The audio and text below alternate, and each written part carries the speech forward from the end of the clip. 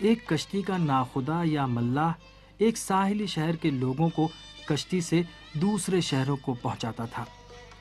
وہ اپنے کام میں بہت زیادہ ماہر تھا اور اس کی اس مہارت کا چرچا بہت جلد لوگوں میں ہونے لگا۔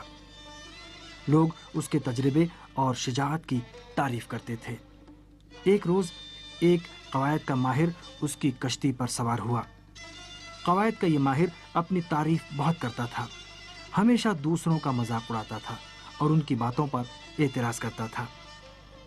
وہ کہتا تھا کہ تمہارا جملہ صحیح نہیں ہے، تلفظ غلط ہے اور اسی طرح کی دوسری باتیں۔ گویا وہ یہ چاہتا تھا کہ اس کے اطراف میں بیٹھے سبھی لوگ چپ اور خاموش بیٹھے رہیں۔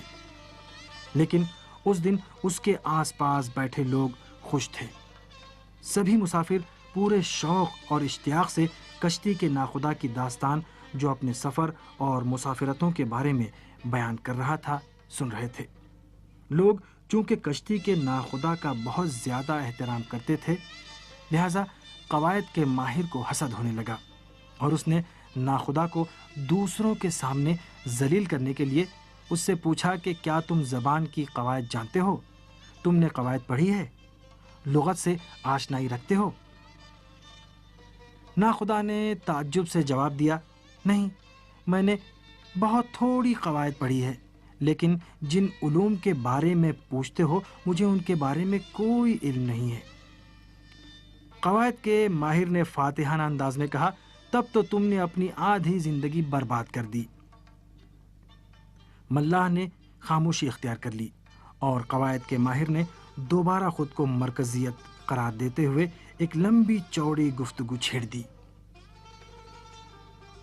کچھ دیر بعد گھنے سیاہ بادل آسمان پر چھا گئے اور نرم ہوائیں آندھی اور شدید طوفان میں تبدیل ہو گئیں۔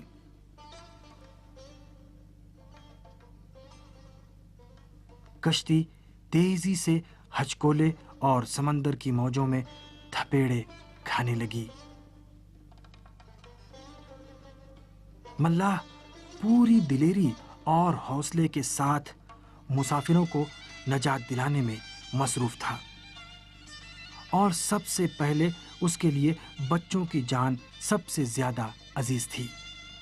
اچانک اس نے اسی قواعد کے ماہر سے جو کشتی کے ایک گوشے میں سہما ہوا کھڑا تھا پوچھا، تمہیں تیرنا آتا ہے؟